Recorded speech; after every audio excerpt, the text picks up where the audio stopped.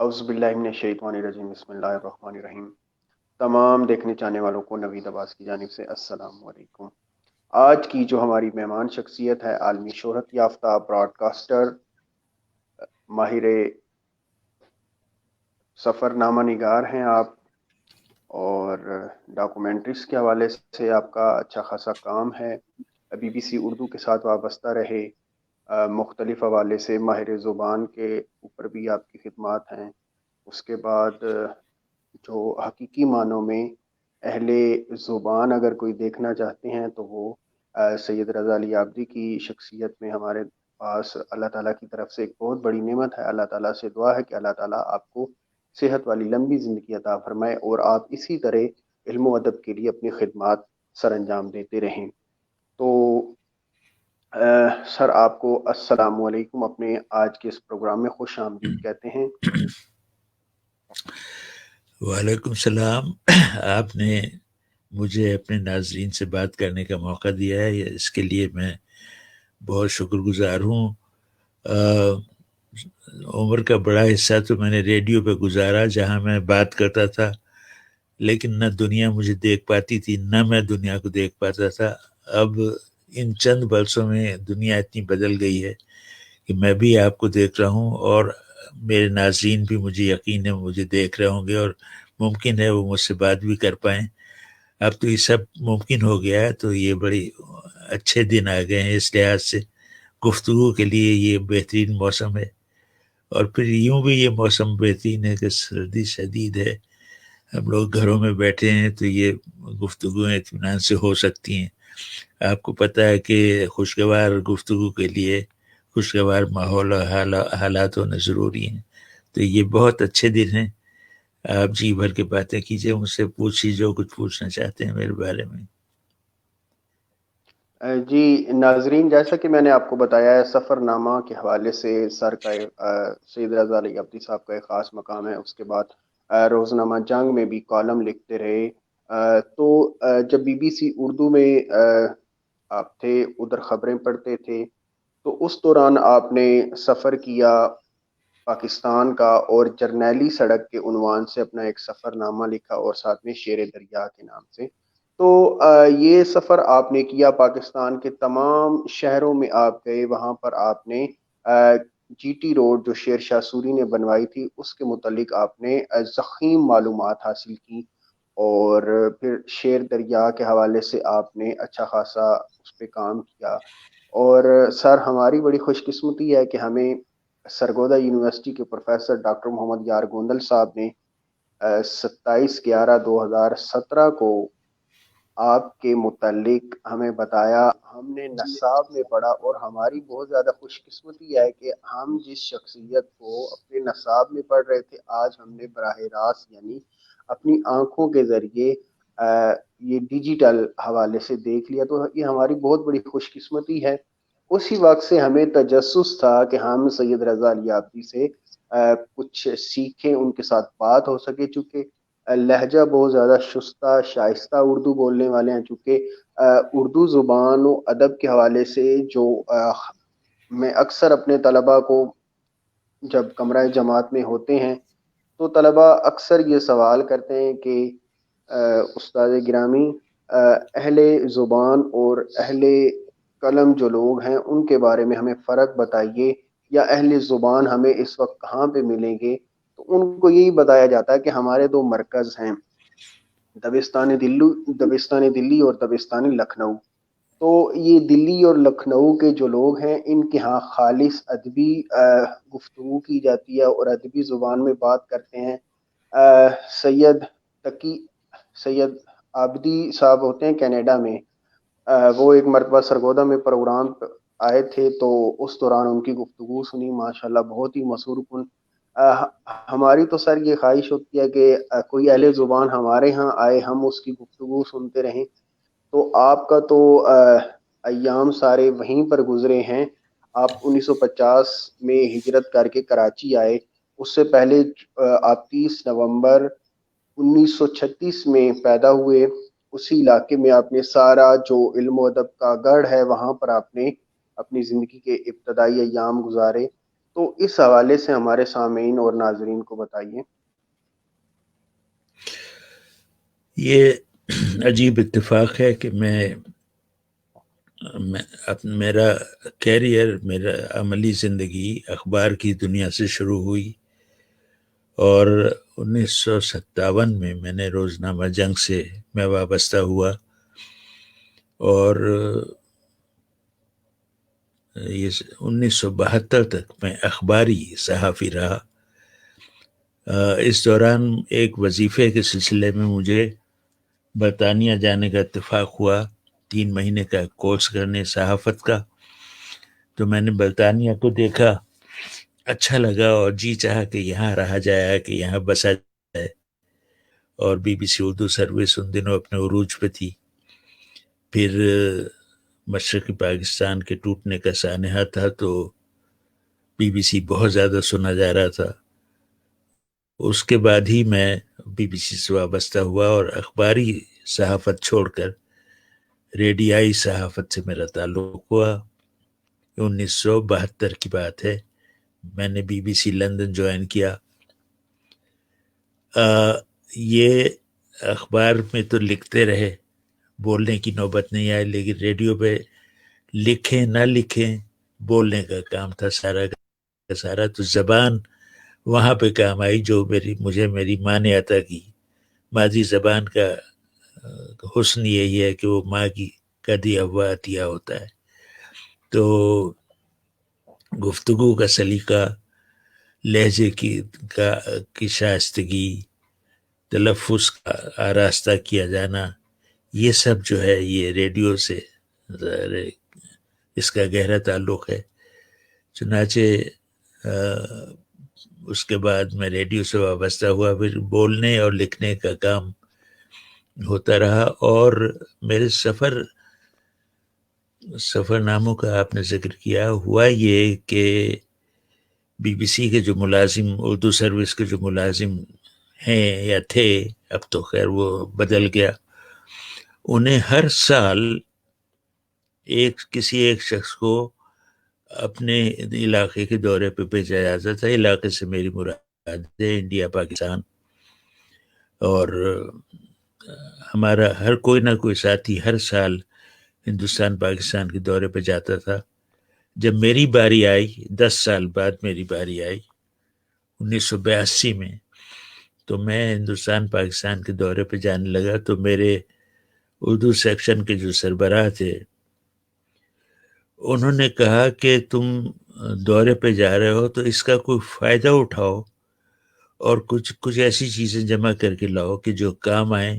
اور ورنہ یہ ہوتا تھا کہ ہمارے ساتھی جو ہندوستان پاکستان کے دورے پہ جاتے تھے، ہر شہر میں وہ سامعین کی ٹی پارٹی کرتے تھے، ان سے ملتے تھے، ان سے باتیں کرتے تھے، اور واپس آ جاتے تھے۔ میں جو جانے لگا تو طے یہ پایا کہ اس دورے سے کوئی فائدہ اٹھایا جائے۔ تو ہم نے ایک بہت بڑا پروگرام کیا تھا قدیم کتابوں کے بارے میں، ان کتابوں کے بارے میں جو ہمارے باپ دادا سے بھی پہلے کی چھپی تھی، اور وہ سب برطانیہ میں محفوظ ہیں، انڈیا آفس لائبریری میں، برٹش لائبریری میں۔ تو میں جب سن 72 میں بی بی سی گیا، تو سن 73 سے میں نے ایک سلسلہ شروع کیا، ان قدیم کتابوں کو نکال کر ان کا مطالعہ کرنا شروع کیا، کتب خانہ کے نام سے۔ تو میں نے کوئی 150 پروگرام کیے، اور کوئی 300 کتابوں کا احوال اپنے سننے والوں کو سنایا۔ وہ سلسلہ پھر ہم نے بند کر دیا، یہ سمجھ کے کہ کافی ہو گیا، لوگ اس سے تنگ آ گئے ہوں گے، کیونکہ اس بارے میں خط آنا بند ہو گئے تھے۔ پتہ یہ چلا کہ لوگوں نے یہ طے کر لیا کہ یہ پروگرام تو ہونا ہی ہے، تو خط کیوں لکھیں، بس وہ سنتے رہتے تھے۔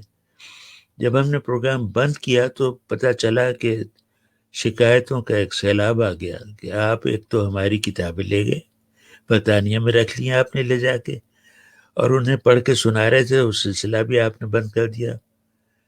تو اس شکایت کا جواب ہمیں دینا تھا، اور جواب یہ دینا تھا کہ خواتین و حضرات، کتابیں آپ کے یہاں بھی موجود ہیں، بزرگوں کی، باپ دادا کے زمانے سے پہلے کی کتابیں آپ کے یہاں بھی موجود ہیں ہندوستان پاکستان کی سرزمین میں، لیکن فرق یہ ہے کہ کوئی ان سے فائدہ نہیں اٹھاتا۔ استفادہ نہیں کرتا، کوئی پڑھتا نہیں، ان پر گرد جم رہی ہے یا انہیں دیمک چاٹ رہی ہے۔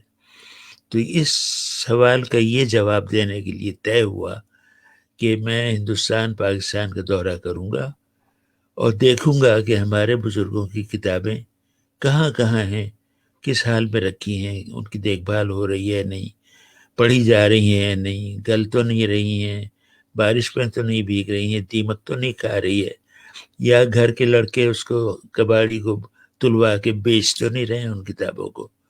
ان سوالوں کا جواب ڈھونڈنے کے لیے میں ہندوستان پاکستان کے دورے پہ گیا اور پورے پاکستان، پورے ہندوستان کا دورہ کیا۔ جہاں جہاں کتابوں کے بڑے ذخیرے موجود ہیں میں وہاں وہاں گیا، ان کے بارے میں معلومات جمع کی، واپس آیا، پھر کتب خانہ کے نام سے ایک اور پروگرام کیا اور لوگوں کو بتایا کہ آپ کی سرزمین میں آپ کے بزرگوں کی کتابیں کہاں کہاں رکھی ہیں اور کہاں محفوظ ہیں اور کہاں ضائع ہو رہی ہیں۔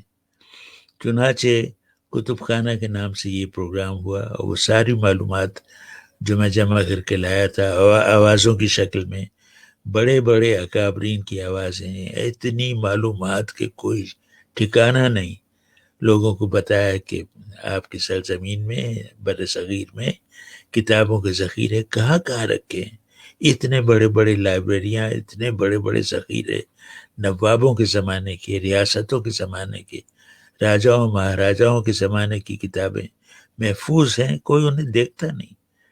چنانچہ وہ پروگرام ہوا، بہت مقبول ہوا۔ پتہ ہی چلا کہ جو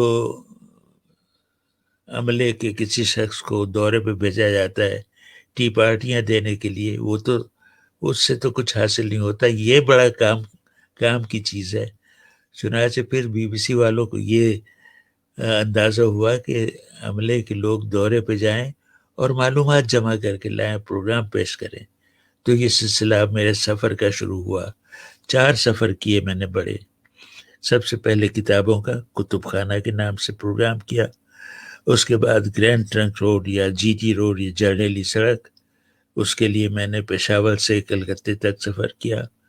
اس کے بعد شیر دریا، دریائے سندھ کے کنارے کنارے، جو میں نے لداخ سے تبت کی سرحد سے شروع کیا اور گلگت بلتستان اور شمالی علاقہ جات سے ہوتا ہوا، صوبہ سرحد سے، صوبہ پنجاب سے ہوتا ہوا صوبہ سندھ میں داخل ہوا، اور جہاں دریائے سندھ سمندر میں گرتا ہے ٹھٹا کے ساحل، وہاں تک میں نے سفر کیا 1500 میل کا۔ اور پھر ایک بڑا پروگرام 60 قسطوں میں پیش کیا میں نے شیر دریا۔ تیسرا بڑا سفر جو تھا کتب خانہ، جرنیلی سڑک اور شیر دریا۔ چوتھا بڑا سفر تھا ریل گاڑیوں کا۔ پورے بر صغیر میں ریل گاڑی کا جو نظام ہے، جو جال بچھا ہوا ہے، وہ کیسے بچھایا گیا تھا، کس طرح گاؤں گاؤں قریے قریے ریل گاڑی پہنچی تھی، کتنا بڑا کام ہوا تھا، اس کی تحقیق کی میں نے جا کے۔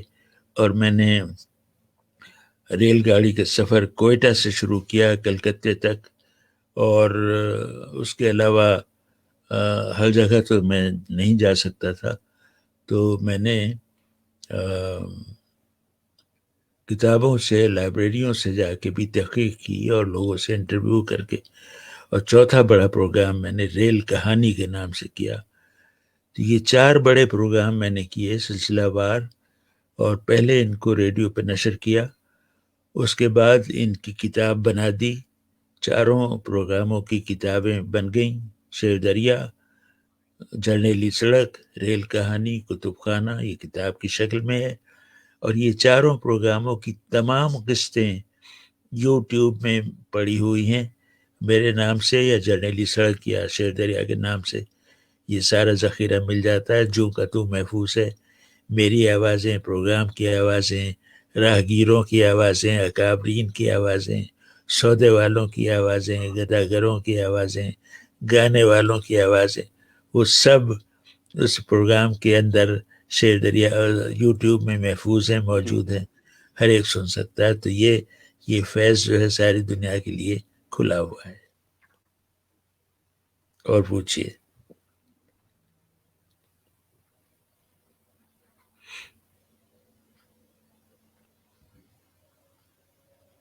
جی، بہت خوب، آپ نے بہت ہی مزے مزے کی باتیں سنائی ہیں، ہمیں تھوڑا سا سفر کے حوالے سے بتایا.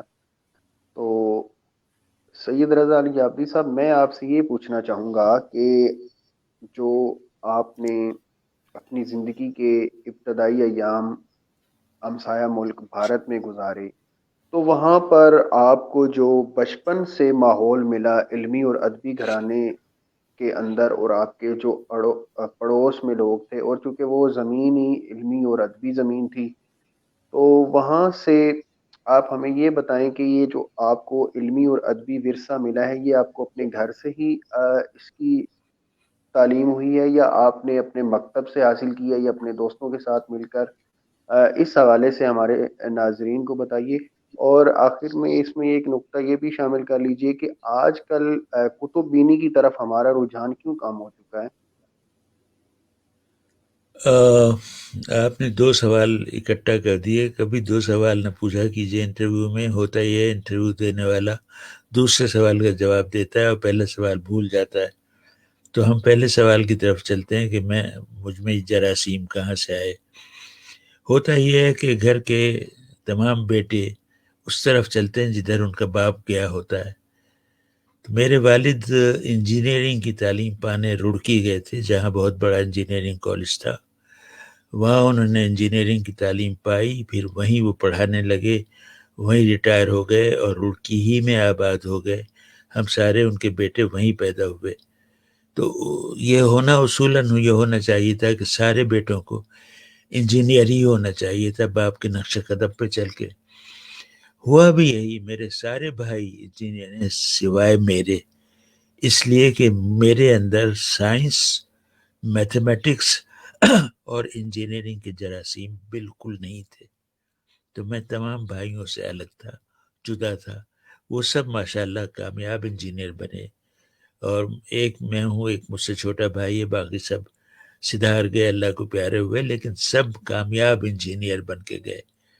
میں بچپن سے پڑوس میں اخبار آیا کرتا تھا، بچپن سے وہاں جا کے میں ان کا اخبار پڑھا کرتا تھا. ہمارے گھر میں اخبار نہیں آتا تھا، اور اخبار اتنی توجہ سے پڑھتا تھا کہ شروع سے آخر تک ایک ایک چیز پڑھتا تھا. تو اخبار بینی سے میرا آغاز ہوا مطالعے کا. پھر میں نے ان اخباروں میں بچوں کے صفحے چھپتے تھے، ان میں لکھنا شروع کیا، اور شروع میں کسی نے توجہ نہیں کی.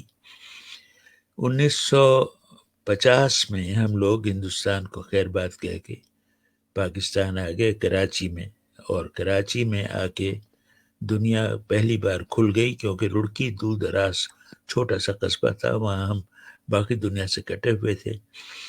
کراچی آ کر ہم باقی دنیا سے جڑ گئے، اور اخبار پہلی بار ملنے لگے، اور ان میں بچوں کے صفحے دیکھنے لگا. میں ان سب کی رکنیت میں نے اختیار کی اور لکھنا شروع کیا. تو پہلے میں نے سب سے پہلے 1950 51 52 میں بچوں کے لیے لکھنا شروع کیا.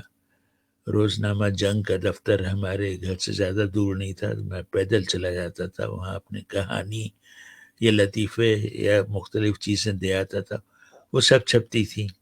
اس سے حوصلہ افزائی ہوئی، اور پھر بچوں کا ایک رسالہ نکلتا تھا نونہال پاکستان، میں اس سے وابستہ ہوا. انہیں میری تحریریں بہت پسند تھیں، تو میں نے رسالے میں کام کرنا شروع کیا.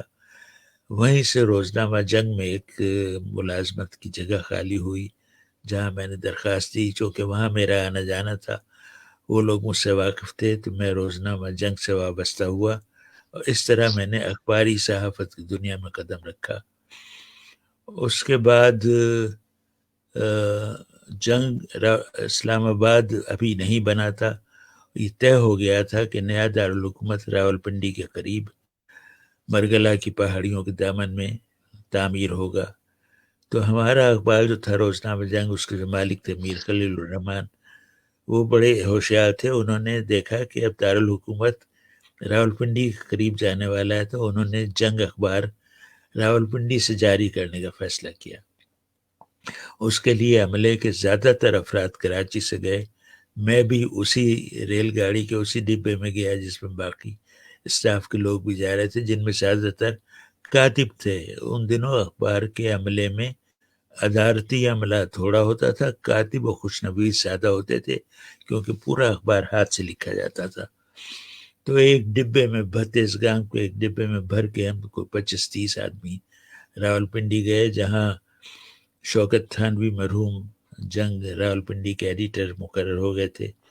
وہ ہم جی سب ہمارا یہاں پر رضا علی عابدی صاحب کا انٹرنیٹ کا تھوڑا سا مسئلہ ہو گیا ہے، تو امید ہے ہمیں دوبارہ جوائن کر لیں گے. جی سر، آپ اپنی بات کو کنٹینیو کریں دوبارہ سے. جنگ اخبار راول پنڈی سے نکلا، میں اس کے عملے میں شریک تھا.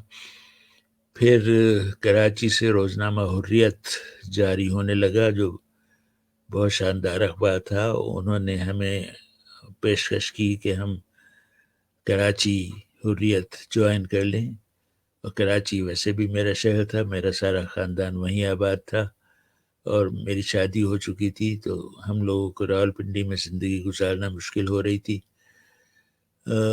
150 روپے تنخواہ پہ ہم گئے تھے، جو بعد میں بڑھا کے 200 کر دی گئی تھی.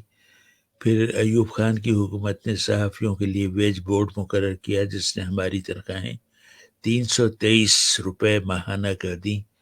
تب میں نے شادی کی، لیکن زندگی گزارنا مشکل ہو رہی تھی. یہ رقم اس زمانے میں بہت بڑی ہوگی لیکن ہمیں مشکل ہو رہی تھی.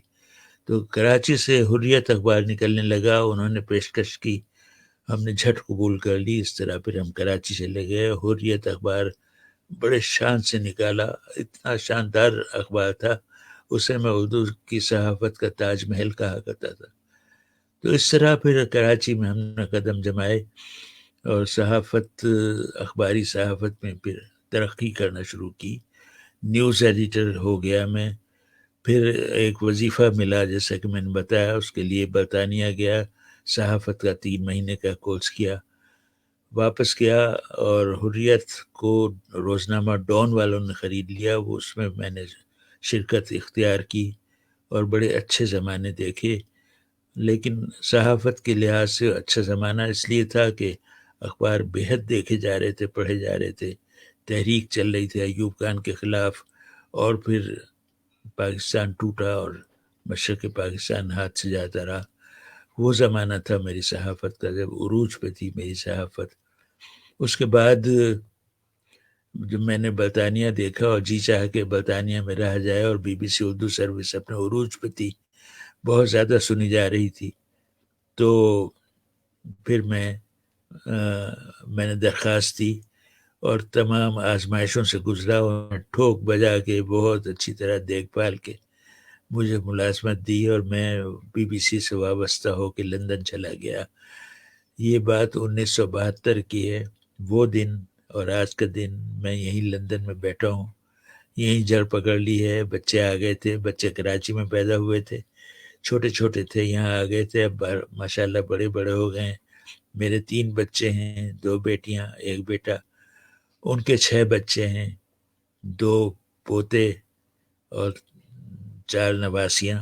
تو ماشاءاللہ اس طرح سے ہمارا کنبہ بڑا ہوا ہے. سب یہیں برطانیہ میں یا پاکستان سے باہر آباد ہیں.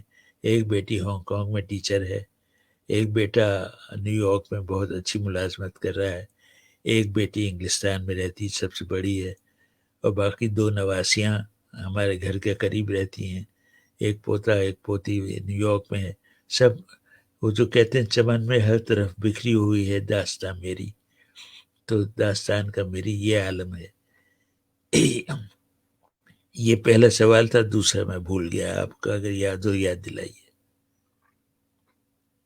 جی وہ پھر آگے چل کے کر لیں گے. آپ کے متعلق میں نے ایک جگہ پہ پڑھا ہے کہ آپ کی جو اہلیہ ہیں ماہتلت، ان کے متعلق یہ ہے کہ اگر آپ نے کسی کتاب میں لکھا اگر میں نے 100 کتابیں پڑھی ہیں تو انہوں نے 400 کتابیں پڑھی ہوئی ہیں. یہ ماشاء صحیح اللہ ہے. صاحب مطالعہ ہیں. جی پیچھے جو کتابیں رکھی ہیں ان کی ایک پورا خانہ ان کی کتابوں سے بھرا ہوا ہے. اتنے ناول پڑھتی ہیں، اتنا مطالعہ کرتی ہیں، میں حیران ہوں. اور 8 دن 10 دن میں ایک کتاب ختم کر دیتی ہیں اور فوراً اگلی اٹھا لیتی ہیں. تو یہ تو میری خوش نصیبی ہے. پڑھی لکھی بیوی جو ہے وہ بڑی نعمت ہوتی ہے. ظاہر ہے کوئی بھی پڑھا لکھا ہو. اب شمس الرحمن فاروقی صاحب کا ذکر جب سے ہو رہا ہے، جب سے ان کا انتقال ہوا، پڑھنے کے معاملے میں بھوت تھے. اتنا پڑھا انہوں نے، اتنا پڑھا کہ ماشاءاللہ. لیکن یہ کہ جو انہوں نے پڑھا پھر اگل بھی دیا، اور جتنا سیکھا اتنا دنیا کو دیا بھی. تو یہ میری بیوی میں ایک بڑی خوبی ہے. جی، میری ماموزاد بھائی کی بیٹی ہیں، اور ان کے جو دادا تھے وہ میرے ماموں تھے، اور ہم لوگ ایک ہی گھرانے سے ہمارا تعلق ہے. ماطلت ان کا پورا نام ماطلت عابدی ہے، اور بے انتہا پڑھی لکھی، ذی ہوش اور بہت عمدہ گفتگو کرنے والی خاتون ہیں. لکھتی کم ہے، اور ہمارے خاندان میں صحافت کسی اور نے اختیار نہیں کی سوائے ایک نواسی کے، جو میری چھوٹی بیٹی کی بیٹی ہے. وہ ٹیلی ویژن کی صحافت میں چلی گئی، یہیں لندن میں رہتی ہے. باقی کوئی صحافت میں نہیں گیا، کوئی انجینئر بھی نہیں ہوا. لیکن یہ کہ میرے بھتیجے سائنسداں اور انجینئر ہوئے ہیں، اور انہوں نے بڑا نام پایا ہے. لیکن یہ کہ صحافت پھر ہمارے خاندان میں ہم دو ہی تک محدود رہی، مجھ تک اور میری ایک نواسی تک. یوں چلا یہ سلسلہ، گھر میں آیا.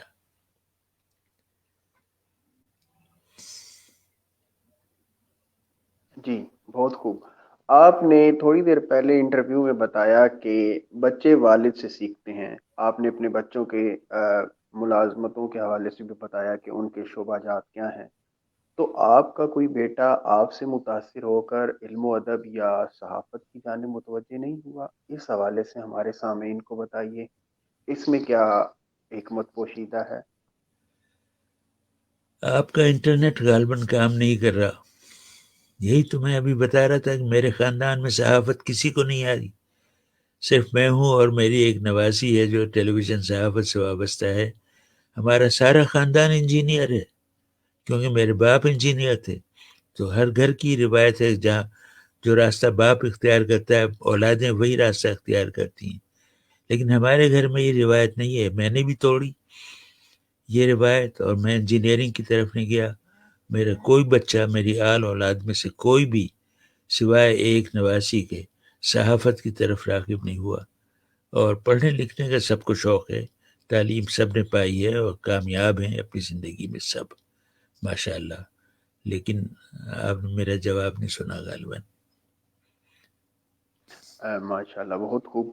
آپ نے بتایا کہ جب آپ نے صحافت کا آغاز کیا پاکستان میں، اس وقت ادبی صحافت کے حوالے سے آپ نے روزنامہ جنگ میں بھی کام کیا. تو اب آپ یہ بتائیں کہ آج کل کے جو زمانہ ہے، آج کل جو نوجوان نسل ہے وہ اپنے موبائل پہ ہی اخبار پڑھ لیتی ہے، یا تو زحمت ہی نہیں کرتی اخبار پڑھنے کی. ان کے پاس معلومات کا جو ذریعہ ہوتا ہے وہ یہ جو ہمارے پاس گلوبل ولیج جس میں ہم داخل ہو چکے ہیں اس صدی میں، اس کے اوپر سے معلومات لے کر وہ اپنی تشفی اور تسلی حاصل کر لیتے ہیں. چونکہ اس حوالے سے آپ یہ بتائیں کہ ہمارا رجحان مطالعے کی جانب کیوں کم ہو چکا ہے، یا زیادہ تر جو کھانے پینے کی دکانیں کھلتی جا رہی ہیں، لوگ کتابوں کی دکانوں سے بالکل مانوس نہیں ہے کہ ایک کتاب بھی خریدنی ہے. زیادہ تر رجحان کھانے پینے کی چیزوں پر ہو چکا ہے. تو اس کی وجوہات کے حوالے سے آپ ہمارے ناظرین کو بتائیں، ہمارے سامعین کو بتائیں کہ لوگوں کی توجہ اس اہم ترین نقطے کی جانب سے کیوں ہٹ چکی ہے. دیکھیے، میں یہ تو نہیں کہوں گا کہ ہمارا زمانہ اچھا تھا اور یہ زمانہ خراب ہے. نہیں، یہ رویہ بالکل غلط ہے. ہمارا زمانہ تھا. یہ زمانہ نئی نسل کا زمانہ ہے، اور ہم نے اس بات سے پوری طرح سمجھوتا کیا ہوا ہے. یہ زمانہ ان کا ہے. آگے جو زندگی ہے ان کے آگے ہے، ہمارے آگے نہیں ہے. ہمارا فل اسٹاپ لگنے والا ہے. ہمارے بچوں کی زندگی شروع ہوئی ہے، اور ایک نئی طرح کی زندگی میں ان بچوں نے آنکھیں کھولی ہیں اور سنبھالا ہے. انہیں کی زندگی میں پنپنے دیا جائے، اور جو مواقع یہ جانتے ہیں دستیاب ہیں اس سے فائدہ اٹھاتے ہیں. وہ ہم نہیں جانتے، ہم پرانے وقت کے لوگ ہیں. ایک طرح سے فرسودہ کہنے کو ہم بڑے جہاں دیدہ ہیں، لیکن نئے زمانے سے ہم واقف نہیں ہیں. میرا موبائل فون خراب ہو جائے، میں سر پٹک لوں دیوار سے، اسے ٹھیک نہیں کر سکتا. جب آ کے کوئی میری نواسی آ کے اس کو ٹھیک کرتی تو یہ چلتا ہے آگے. یہاں میرے پاؤں میں ایک زخم سا ہو گیا تھا، تو ڈاکٹر سے میں نے فون کیا. اس نے کہا کہ آج کل کووڈ-19 ہے، ہم تم سے مل نہیں سکتے، تم اپنے زخم کی تصویر ہمیں بھیج دو. اور یہ کہہ کے ڈاکٹر نے کہا کہ تمہارے گھر میں کوئی بچہ ہے؟ میں نے یہ کیوں پوچھا تم نے؟ کہنے اس لیے پوچھا ہے کہ مجھے پتہ ہے تم 85 برس کے ہوگا، تم زخم کی تصویر نہیں بھیج سکتے. اپنے نواسی سے کہو تمہارے پاؤں کی زخم کی تصویر ہمیں بھیجیں تو ہم تمہیں دوا بتائیں گے. تو یہ ہوا کہ اب یہ زمانہ نئی نسل کا ہے. کتاب کا زمانہ اگر چلا گیا تو ٹھیک ہے، زمانہ چلا گیا. کتاب زمانہ کب نہیں بدلا، ہمیشہ بدلتا رہا. ہم جو کتاب کا ذکر کر رہے ہیں، یہ کتاب میں آپ کو دکھاتا ہوں. اس کی قیمت آپ کو پتہ ہے کتنی ہے؟ 900 روپے، 900 روپیز. اور پیچھے میرے پسندیدہ مصنف شفیق الرحمان کی کتابیں رکھی ہیں. 2.5 روپے، 3 روپے، 3.5 روپے فی کتاب. تو وہ میرا زمانہ تھا. یہ نیا زمانہ ہے. 900 روپے کی کتاب جو قدردان ہوں گے وہ پڑھتے ہوں گے، اسی لیے تو چھپ رہی ہے. اسی لیے کتابوں کی اب بھی بڑی بڑی دکانیں کھلی ہوئی ہیں، کتابوں کے میلے ہوتے ہیں، بک فیسٹیول ہوتے ہیں، یہ رسم اجرا ہوتی ہے، دھوم مچتی ہے. تو 900 روپے کی کتاب ہمیں عجیب و غریب لگتی ہے، لیکن اب یہ وقت اور بدل گیا. 900 روپے ہمارے نزدیک بہت بڑی رقم ہے. آج کل کے لوگوں کے لیے 900 روپے تو ایک وقت کے باہر اگر چائے اور ناشتے پہ چلے جائیں تو 900 روپے کا ہوتا ہے. حلوہ پوری کا ناشتہ 900 روپے کا. تو وقت بدل گیا، اس کے ساتھ سمجھوتا کر کے رہنا پڑے گا. کتاب کا زمانہ چلا گیا. کتابیں اب بھی لکھی جا رہی ہیں، اب بھی چھپ رہی ہیں.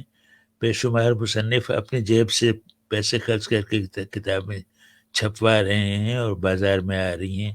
بکے نہ بکے دستخط کر کے دوستوں کو تقسیم کرتے ہیں، لیکن لکھی جا رہی کتاب، پڑھی جا رہی کتاب. خود میں نے 21 کتابیں لکھی ہیں بڑوں کے لیے، 21 کتابیں بچوں کے لیے، اور لکھ رہا ہوں. اور اللہ نے مجھے مہلت دی ہے تو میں اسے ضائع نہیں کرنا چاہتا. کتاب میں لکھ رہا ہوں سردنا کے نام سے، تاریخی کتاب ہے. تو یہ سلسلہ جاری ہے، اگرچہ وہ پہلی سی بات نہیں رہی ہے. اب یہ موبائل فون کا زمانہ ہے.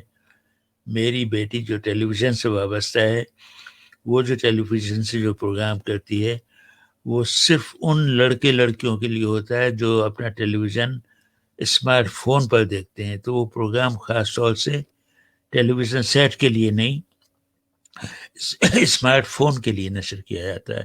وہ اس میں کام کرتی ہے. تو اب لڑکے لڑکیاں ٹیلی فون میں ٹیلی ویژن دیکھتے ہیں اور ان کی ضرورت اسی سے پوری کی جا رہی. وقت بدل رہا ہے، ہم لوگ اس سے باغی نہیں ہوں گے، سمجھوتا کر کے رہیں گے، اس کے ساتھ چلیں گے قدم سے قدم ملا کے. اسی طرح ترقی کے راستے طے ہوتے ہیں، ورنہ معاشرے ایک ہی جگہ جڑ پکڑ کے گل سڑ جاتے ہیں، ان پہ پتے آنا بند ہو جاتے ہیں. ہم ایسا نہیں کریں گے انشاءاللہ. جی، بہت خوب. جیسا کہ بعض روایات میں ہے کہ جی اردو دنیا کی تیسری بڑی زبان ہے، عالمی زبان ہے. تو اردو زبان کی ترقی کے لیے، ترویج کے لیے جو برطانیہ میں ہمارے پاکستانی بستے ہیں، پاکستانی نژاد برطانوی ہیں، تو وہ اپنے بچوں کو کیا اردو زبان سکھاتے ہیں یا ان کو کہتے ہیں کہ آپ انگریزی کی جانب متوجہ ہوں، یعنی انگریزی ذریعہ تعلیم وہاں پر ہے، یا کچھ پاکستانی سکولز ہیں جو بچوں کو اردو کے حوالے سے بتاتے ہیں؟ اس حوالے سے تھوڑا سا بتائیے گا. دیکھیے، شروع میں تو یہ ہوا کہ ایک نیا جوش، ایک نیا ولولہ ہوتا ہے. شروع میں جب لوگ آئے اور ان کے بال بچے آئے تو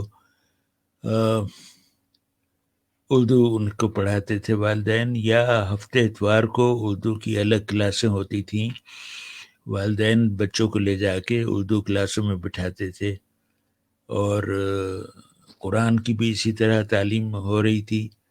تو اردو کا رواج تھا، اور اب بھی اے لیول اور او لیول میں اردو کے امتحان اب بھی ہوتے ہیں، لیکن وہ برائے نام ہوتے ہیں. اردو ختم ہو گئی، نئی نسل سے اردو کا کوئی تعلق نہیں رہا، اور نہ رہنا چاہیے. اگر یہ تھا شروع میں جب لوگ یہاں آئے تھے، یہ آپ سے چھپانے کی بات نہیں ہے ناظرین سے، شروع میں جو ہم لوگ یہاں آئے تھے تو یہ طے کر کے آئے تھے کچھ عرصے بعد واپس چلے جائیں گے، لیکن کوئی نہیں گیا. بہت کم لوگ واپس گئے، جو گئے وہ پھر لوٹ کے آ گئے، اس لیے کہ خوار ہوئے وہاں جا کے. یہاں کی زندگی، یہاں کی آسائشیں بالکل اور ہیں. لوگ اس کے عادی ہو جائیں تو واپس جا کے اس دھارے میں دوبارہ شریک نہیں ہو سکتے. تو جو لوگ یہ طے کر کے آئے تھے کہ ہم کچھ عرصے بعد واپس آ جائیں گے، جب وہ یہیں رہ پڑے برطانیہ میں، یہیں انہوں نے جڑ پکڑ لی، تو پھر ان کے بچوں کی تعلیم، 100% تعلیم، جو 90% تعلیم یہاں ہو رہی تھی، پھر وہ 100% انگریزی میں ہونے لگی. ہمارے بچے خدا کا شکر ہے انگریزوں کی طرح انگریزی بولتے ہیں، اور یہاں کی معاشرے میں گھل مل گئے ہیں. ٹیلی ویژن پہ ہم دیکھتے ہیں کتنے ڈاکٹروں کے انٹرویو آج کل ہو رہے ہیں، اس میں بہت سے ڈاکٹر اور ڈاکٹرنیاں پاکستانی ہیں، مسلمان ہیں، اور یا ہندوستانی ہیں. ہندوستانی امریکہ کی نائب صدر بن رہی ہے. یہاں کی سب سے اہم وزیر داخلہ ہندوستان کی ہندو خاتون ہیں، وزیر خزانہ ہندوستان کے ہندو. اور ڈاکٹروں میں ہمارے پاکستانی ڈاکٹر بہت بے شمار ہیں، وہ قانون وکیل ہیں، اور پیشوں میں. یہ زندہ رہنے کا ہنر ہے. یہاں رہنا ہے، زندہ رہنا ہے، تو اسی معاشرے میں گھل مل کے رہنا پڑے گا. ہم نے اپنے رسم و رواج بھی بدلے ہیں، اپنے رویے بھی تبدیل کیے ہیں، اور اس معاشرے میں گھل مل گئے ہیں، کامیاب ہیں. خوشی ہوتی ہے دیکھ کے ہمارے لوگ پیچھے نہیں رہ گئے، ورنہ ایک وقت تھا جب لگتا تھا کہ ہم پیچھے رہ جائیں گے، اور یہ ہندوستانی اور غیر مسلم جو ہیں، ہندو میرا اشارہ ہے، یہ لوگ آگے نکل جائیں گے. انہوں نے اپنے بچوں کو ہندی پڑھانا چھوڑ دی تھی، ہندی کے امتحان ختم ہو گئے، اردو کے اب تک ہو رہے ہیں. لیکن یہ وہ بچے جن کے کانوں میں اردو پڑھتی رہتی ہے، وہ اردو کے امتحانوں میں بیٹھتے ہیں، اس لیے کہ ان کے اے گریڈ آ جاتا ہے. ان کی شدھ بدھ ان کی اردو کی اتنی ہے کہ اے گریڈ آ جاتا ہے. تو اے گریڈ کی خاطر ہمارے بچے اردو کے امتحانوں میں بیٹھتے ہیں اور اچھے نمبر لاتے ہیں، اس سے پھر آگے یونیورسٹی میں داخلے میں آسانی ہو جاتی ہے. اس طرح تو اردو کا چلن ہے. لیکن اب اردو پڑھنے لکھنے والا، بولنے والا، اب رضا علی عابدی اور چند لوگ اور رہ گئے ہیں. وہ سلسلہ ختم ہونے والا ہے. انشاءاللہ یہ سلسلے آباد رہیں گے، قائم دائم رہیں گے، رہتی دنیا تک انشاءاللہ اردو کا نام اور مقام اور مرتبہ رہے گا. سر، ہماری بہت زیادہ خوش قسمتی ہے کہ ہم اس شخصیت کو اپنی یعنی ڈیجیٹل دیکھ رہے ہیں، لائیو دیکھ رہے ہیں، براہ راست دیکھ رہے ہیں. آپ کی جو سفر نامے ہیں، مختلف کتابیں ہیں، وہ پاکستان کی مختلف یونیورسٹیوں کے جو نصاب ہیں اس میں شامل ہیں. اور الحمدللہ ہمیں بہت زیادہ فخر حاصل ہے کہ ہم آپ کی کتابیں پڑھ رہے ہیں، اور آپ کا جو نام ہے عالمی سطح پر پوری دنیا میں لوگ آپ کو جانتے ہیں. بی بی سی آپ کی پہچان ہے، اور بھی مختلف ذریعے ہیں. جرنیلی سڑک اور شیر دریا، یہ جو دو سفر نامے ہیں، اس کی وجہ سے آپ اردو ادب کے اندر بھی زندہ و جاوید رہیں گے تا دم قیامت انشاءاللہ. تو اس حوالے سے ہمارے جو ناظرین ہیں، جو طلباء ہیں، ان کا یہ سوال ہے کہ آپ کی جو کتاب ہے جرنیلی سڑک اور شیر دریا، یہ جو دو سفر نامے ہیں، یہ پاکستان میں بمشکل ہی کہیں سے مل پائیں. تو کیا اس کا جو نیا ایڈیشن ہے اس حوالے سے آپ اس پہ کوئی کام کر رہے ہیں، یا کوئی ادارہ بتا دیں جہاں سے یہ ہمیں مل سکیں؟ کیونکہ ایم اے کی سطح پر یہ دو سفر نامے لازمی پڑھائے جاتے ہیں. میکات چہارم میں، تو اس کے لیے طلباء کے پاس لائبریری میں ایک دو نسخے موجود ہوتے ہیں اور 120 طالب علم ہوتے ہیں، وہ خوش قسمتی سے کسی ایک کے پاس چلے جاتا ہے لائبریری میں، تو آپ وہ ادارہ بتا دیں کہ کس جگہ پر آپ کے یہ مطبوعات موجود ہیں۔ دیکھیے میں پاکستان میں نہیں ہوں اور وہاں سے واقف نہیں ہوں پورے طرح سے. میری کتابیں، ساری کتابیں سنگ میل پبلیکیشنز لاہور نے شائع کی ہیں. ہر شہر میں کتابوں کی جو بڑی دکانیں ہیں ان میں میری کتابیں وافر دستیاب ہیں. ملتان میں، لاہور میں تو سنگ میل پبلیکیشنز کا خود اپنا بڑا شو روم ہے. کراچی میں، کوئٹہ میں، پشاور میں بڑی بڑی کتابوں کی دکانیں ہیں. کراچی میں ویلکم بک پورٹ میں تو ایک پوری شیلف میرے نام کی الگ ہے جہاں صرف میری کتابیں رکھی. جس نے ڈھونڈا اس نے پایا. کتاب کا جستجو میں جو نکلا، کوئی کتاب ایسا نہیں کہ دستیاب نہ ہو. بعض کتابیں بہت مقبول ہیں. جرنیلی سڑک، شیر دریا جس کا نام شیر دریا نہیں ہے، شیر دریا ہے، ریل کہانی اور کتب خانہ. سال بعد اس طرح کی 21 کتابیں بآسانی دستیاب ہیں اور مہنگی بھی نہیں ہیں کیونکہ پرانی چھپی ہوئی ہیں. اب جو نئی چھپ رہی ہیں وہ 900 روپے کی ہیں، لیکن میرے زمانے کی کتابیں اب بھی 400 350 روپے میں مل رہی ہیں. تو دستیاب ہیں. اپنے شہر کے کسی بڑے تاجر سے، کتابوں کے تاجر سے کہیے، سنگ میل پبلیکیشنز کی کتابوں کے بغیر کتابوں کی کوئی دکان چل ہی نہیں سکتی جب تک کہ سنگ میل کی دکانیں کتابیں اس کے نہ ہوں. پیچھے پڑیے اور کہیے مجھے جرنیلی سڑک منگا کے دو، کہیں سے منگا کے دو. یہ اس کا کام ہے کہ منگا کے دے گا. کتابوں کا قحط نہیں ہے، بہت ہیں، وافر ہیں اور ارزاں ہیں ابھی تک. اب مہنگی ہونا شروع ہو گئی. اب جو کتابیں چھپ رہی ہیں وہ بہت مہنگی ہیں کیونکہ اس پہ لاگت بہت آتی ہے. کاغذ مہنگا ہے، چھپائی مہنگی ہے، جلد بندی مہنگی ہے، پھر یہ کہ کتب فروش اپنا منافع بھی لیتا ہے. تو اب جو کتابیں چھپ رہی ہیں وہ مہنگی ہیں، لیکن جو شروع کی کتابیں ہیں اب 400 500 روپے کے اندر مل جاتی ہے اچھی سے اچھی کتاب. میری سب سے مہنگی کتاب جو ہے کتابیں اپنے آبا کی، اس کی قیمت 1500 روپے ہے. اس وقت تو بہت زیادہ لگی تھی، لیکن اب جو دوسری کتابیں دیکھتا ہوں تو خیال آتا ہے کہ اتنی ضخیم کتاب 1500 روپے کی زیادہ مہنگی نہیں ہے اور وہ بک رہی ہے اور لوگ خرید رہے ہیں. جو کتابوں کے قدردان ہیں وہ جانتے ہیں کہاں ملتی ہے اور یہ بھی جانتے ہیں کہ کیسے حاصل کرنا چاہیے.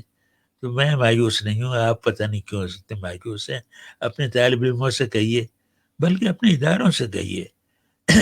اگر مطالعہ پاکستان میں جرنیلی سڑک یا شیر دریا پڑھائی جا رہی، جو پڑھائی جا رہی ہے کراچی یونیورسٹی میں، مطالعہ پاکستان میں شیر دریا پڑھائی جا رہی ہے، تو ان کی لائبریری میں اس کی 17 کاپیاں رکھی ہوئی ہیں. لڑکے لڑکیاں پڑھ رہے ہیں اور اس پہ کام کر رہے ہیں. ریسرچ ہو رہی ہے، مقالے لکھے جا رہے ہیں. یہ کام مسلسل ہو رہا ہے. کئی لڑکیاں مجھ پہ مقالے لکھ چکی ہیں. ایک خاتون پی ایچ ڈی کر رہی ہیں، صدیقہ بینش پی ایچ ڈی کر رہی ہیں میری کتابوں، میرے کام پہ. کتاب کام ہو رہا ہے، کتابیں دستیاب ہیں. جس نے ڈھونڈا اس نے پایا. سچی بات یہ ہے. ماشاء اللہ، بہت خوب. سر، ابھی تھوڑا سا ہم لائٹ موڈ میں یعنی کہ بات کرنا چاہیں گے. گھر بندی کے دوران آپ نے کس قدر اپنے معمولات سے استفادہ کیا؟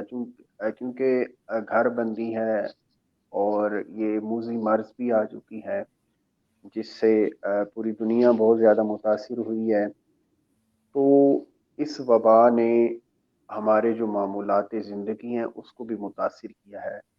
تو آپ اپنے معمولات زندگی کے متعلق بتائیں کہ آپ کے گھر بندی کے عرصے کے دوران آپ نے کن کن جو کام آپ کی خواہش تھی کہ کبھی فرصت ملے تو یہ کام کر لیں گے، تو ان چند کاموں کے حوالے سے ہمیں بتائیں.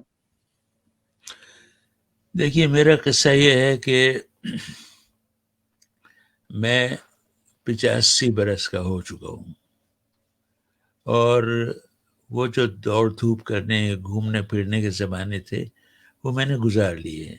تو میرا مسئلہ نہیں ہے، مجھے کوئی شکایت نہیں ہے کہ میں نے دنیا نہیں دیکھی اور میں گھر میں قید ہوں.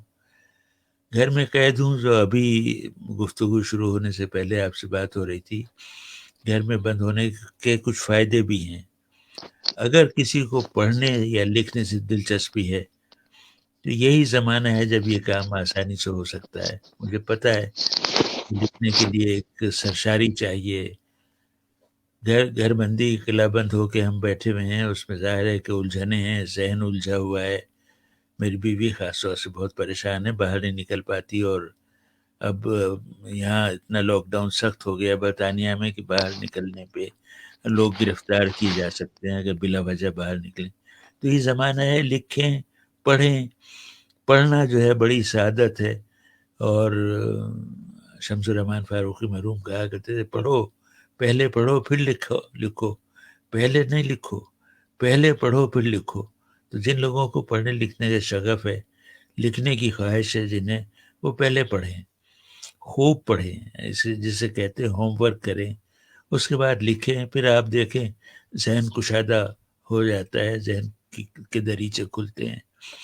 پھر آتے ہیں غیب سے مضامین خیال میں، پھر اس کے بعد مضامین غیب سے آنا شروع ہو جاتے ہیں. پھر لکھنے میں لطف آتا ہے. لکھنے میں ایک سرشاری ہوتی ہے. اب جب لکھتے ہیں کوئی سے پڑھتا ہے اور کہیں سے آواز آتی ہے شاباش، تو اتنا حوصلہ بلند ہوتا ہے، اتنا جی خوش ہوتا ہے. یہ محنت کا سب سے بڑا صلہ ہے. اب میں روزنامہ جنگ میں ہر جمعے کو کالم لکھتا ہوں اور 400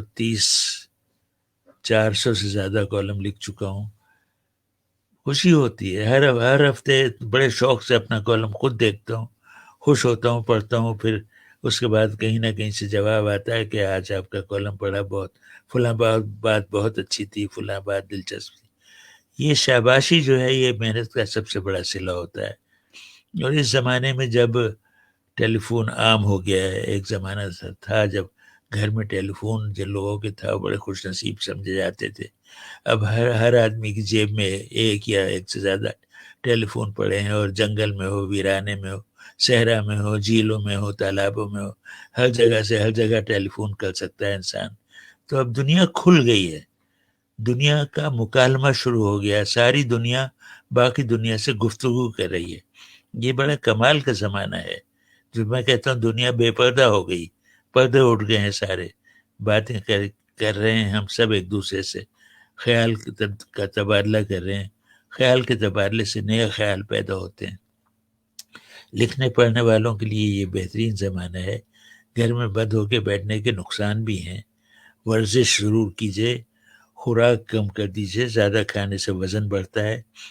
ورزش گھر میں ہی کیجیے، اگر باہر جانا منع ہے کھڑے کھڑے ایک جگہ دوڑ لگا لیجیے، اٹھک بیٹھک کر لیجیے، ہاتھ پاؤں چلا لیجیے.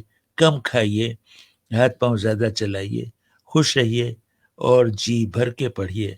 اس کے بعد جی کھول کے لکھیے. اس زمانے کے کچھ نقصان ہیں لیکن فائدے زیادہ ہیں. بہت خوب. سر ایک اور علمی سوال آ گیا ہے، تو وہ میں پوچھنا چاہتا ہوں کہ آج کل سوشل میڈیا کے اوپر ایک آڈیو وائرل ہوئی ہے جس کو ڈاکٹر علامہ محمد اقبال سے منسوب کیا جا رہا ہے کہ برٹش لائبریری لندن نے وہ آڈیو جاری کی ہے یا B B C Urdu London نے اس کو نکالا ہے. یہ سماجی رابطوں کی جو ویب سائٹ ہے اس کے اوپر یہ بہت زیادہ وائرل ہو رہا ہے. تو اس حوالے سے ہمارے سامعین کو بتائیں کہ اس میں کس حد تک صداقت ہے، کیونکہ علامہ اقبال کے جو ورثاء ہیں انہوں نے اس کی تصدیق کی ہے، اس کا حقیقت کے ساتھ کوئی تعلق نہیں ہے. ہم آپ کی زبانی سننا چاہتے ہیں. نہیں، یہ قصہ ختم ہوا. لوگ اپنے شوقیہ اس طرح کے مشغلے کرتے رہتے ہیں. کسی اور اپنا کلام لکھ کے اسے کہہ دیتے ہیں کہ یہ فراز کا ہے، اپنے شعر گڑھ کے کہتے ہیں یہ اقبال کے ہیں. دنیا میں بیوقوف بھی کافی آباد ہیں، ایسا نہیں ہے. یہ سب جہالت کی باتیں ہیں. علامہ کی زبان کا ایک لفظ کہیں محفوظ نہیں ہے. کوئی ان کی تقریر کہیں محفوظ نہیں ہے.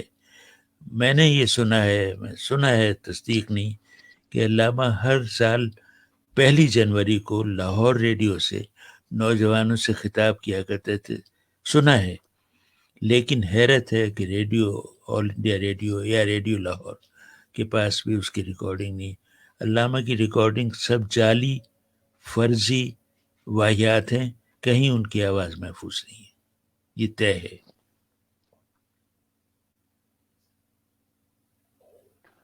جی بہت خوب، آپ نے ہماری تصحیح کر دی ہے، یعنی کہ اب ہمیں تسلی ہو چکی ہے.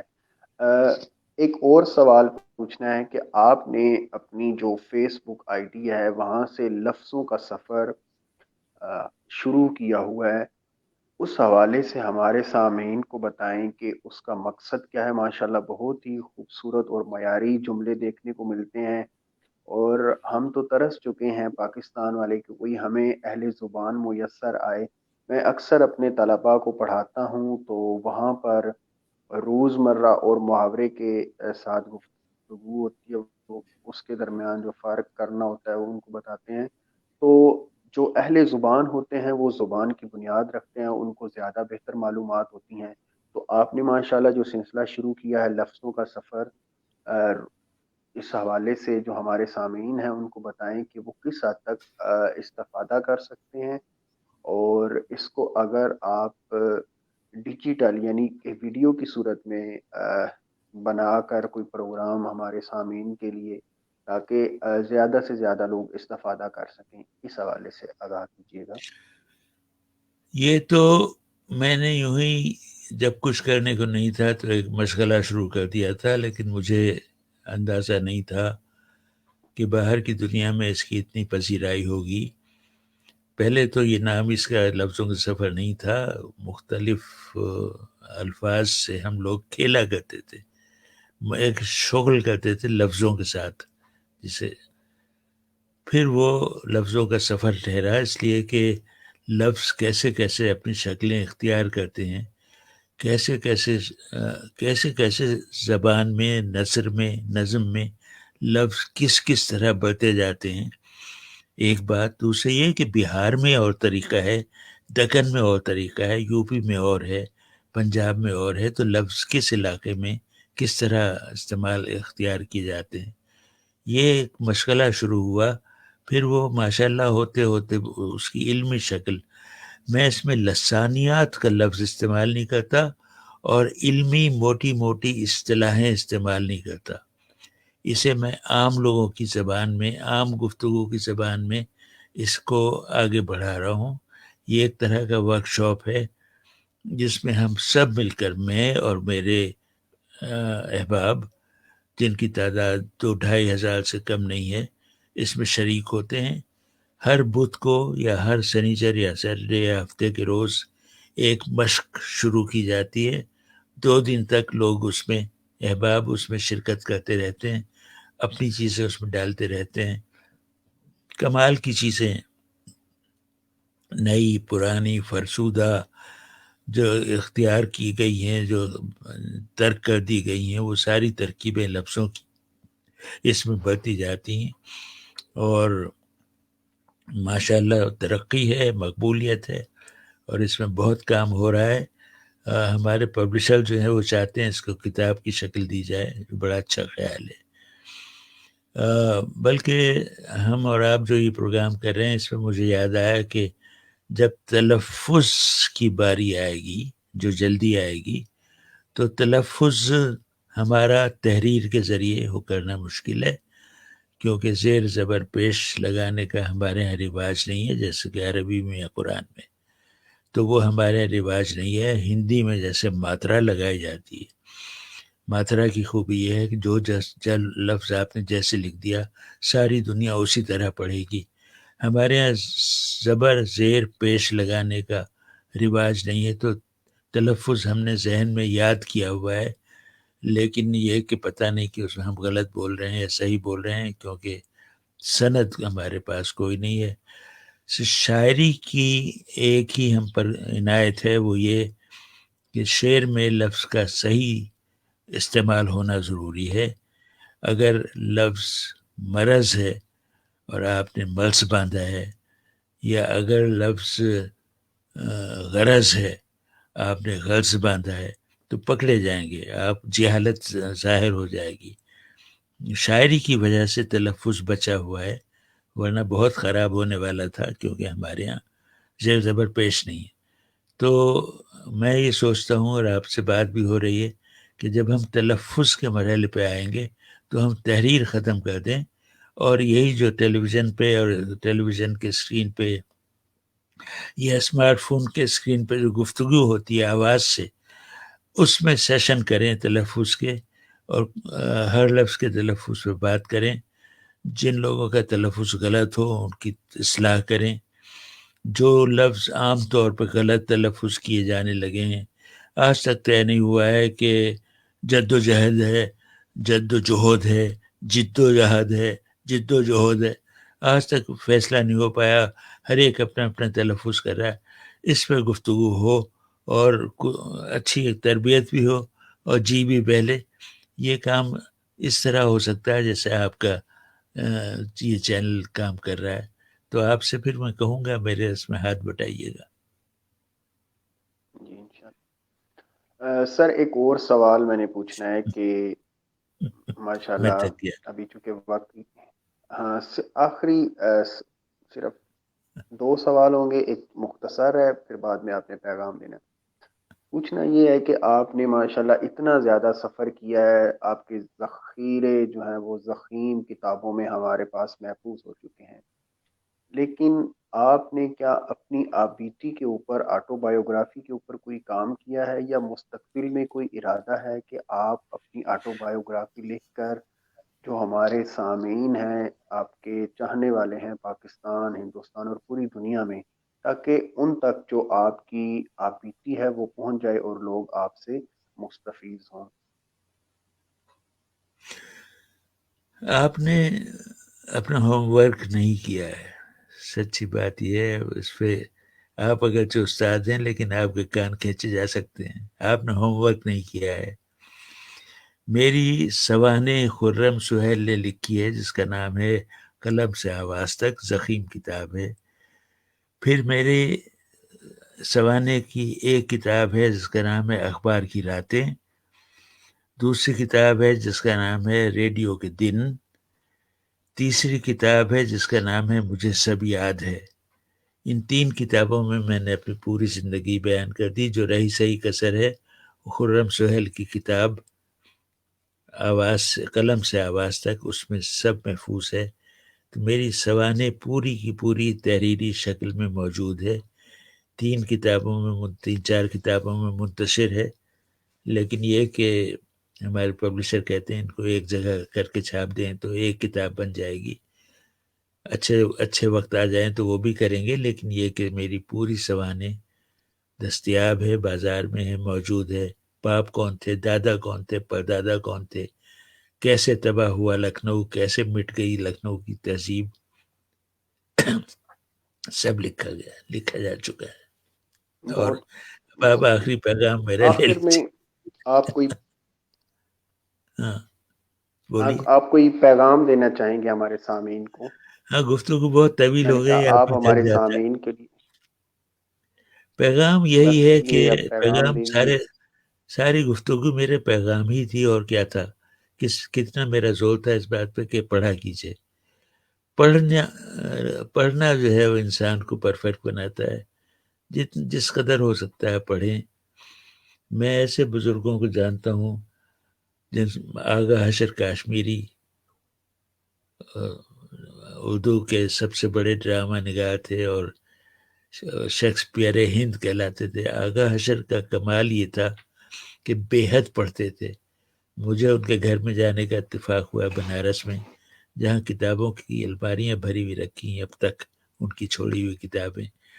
آغا حشر کے بارے میں نے یہ پڑھا ہے کہ بازار سے جو سودا آتا تھا جن کاغذوں میں لپٹ کر، تو کہا کرتے ذرا یہ کاغذ مجھے دکھا دو، ذرا پڑھ لوں، اس ممکن ہے اس پہ کوئی کام کی بات ہو۔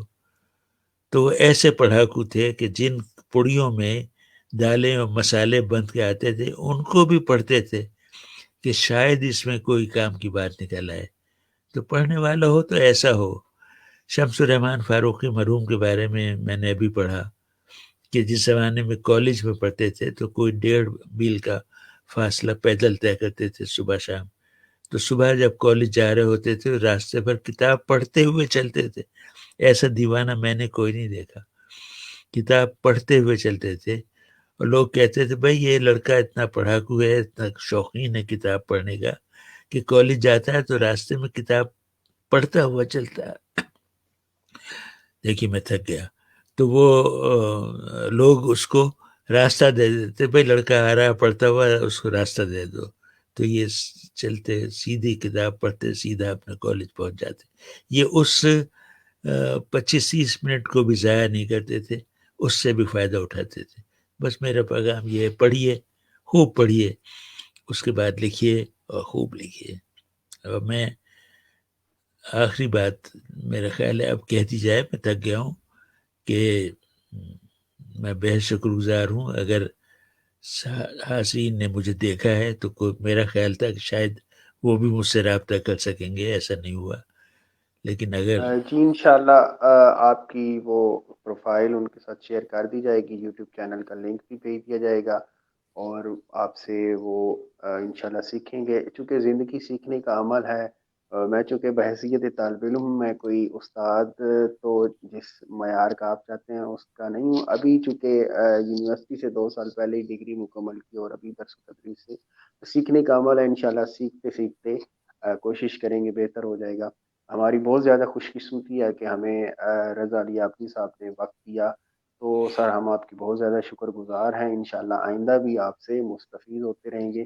اسی کے ساتھ تمام سامعین اور حاضرین سے اجازت چاہوں گا. اللہ حافظ. پاکستان زندہ باد. خدا حافظ. جی جی خدا حافظ.